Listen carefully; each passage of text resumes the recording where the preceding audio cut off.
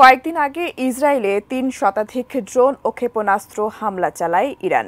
এরপর ইরানের ইস্পাহান শহরে ইসরায়েল পাল্টা ড্রোন হামলা চালায় বলে জানিয়েছে যুক্তরাষ্ট্র।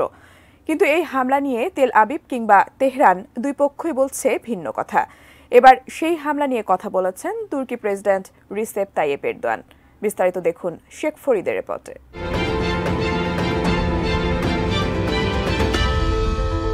মধ্যপ্রাচ্যে দুই প্রতিদ্বন্দ্বী দেশ ইরান ইসরায়েল। গত 13 এপ্রিল ইসরায়েলে হামলা চালিয়েছে ইরান। এরপর ইরানের ভূখণ্ডে ড্রোন হামলা চালালো ইসরায়েল। হামলা হয়েছে দেশটির ইস্পাহান শহরের বিমানবন্দরের কাছে। তবে এই হামলা নিয়ে তেল আবিব কিংবা তেহরান দুই পক্ষ দুই ধরনের কথা বলছে বলে মন্তব্য করেছেন তুর্কি প্রেসিডেন্ট রিসেপ তাইয়েপ এরদোয়ান। এক সংবাদ সম্মেলনে এমন মন্তব্য করেন তুর্কি প্রেসিডেন্ট। তিনি জানান, মধ্যপ্রাচ্যে যা ঘটছে সে বিষয়ে ইসরায়েল এক ধরনের কথা বলছে, আবার ইরানের অবস্থান ঠিক তার বিপরীত। ইসরায়েল কিংবা ইরানের বক্তব্যের কারণে যে ধোঁয়াশার সৃষ্টি হয়েছে তা বিশ্বাসের সুযোগ নেই বলেও মন্তব্য করেন একই পার্টির এই নেতা। এদিকে ফিলিস্তিনি স্বাধীনতাকামী সংগঠন হামাসের প্রধান ইসমাইল হানিয়ার সঙ্গে বৈঠক করেছেন তুরস্কের প্রেসিডেন্ট এরদোয়ান। বৈঠকে তারা মূলত গাজা ও ফিলিস্তিনের ভূখণ্ডে ফিলিস্তিনিদের উপর ইসরায়েলি হামলা, গাজায় পর্যাপ্ত ও নিরবিচ্ছিন্ন মানবিক ত্রাণ সহায়তা প্রদান এবং মধ্যপ্রাচ্যে টেকসই শান্তি প্রতিষ্ঠার উপর জোর দিয়েছেন।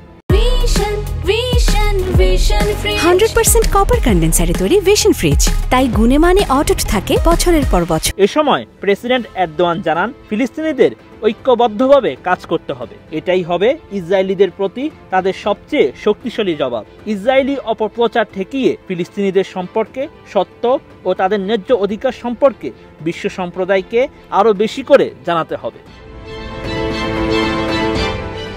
অন্যদিকে ইরান ও ইসরায়েলের মধ্যে চলমান উত্তেজনায় গাজায় পরিস্থিতি থেকে মনোযোগ সরিয়ে নেওয়া উচিত নয়, বরং ফিলিস্তিনি ভূখণ্ডে ইসরায়েলি দখলদারিত্বের অবসান ঘটানোই আন্তর্জাতিক সম্প্রদায়ের প্রথম অগ্রাধিকার হওয়া উচিত বলে মন্তব্য করেছেন তুরস্কের পররাষ্ট্রমন্ত্রী হাকান ফিদান।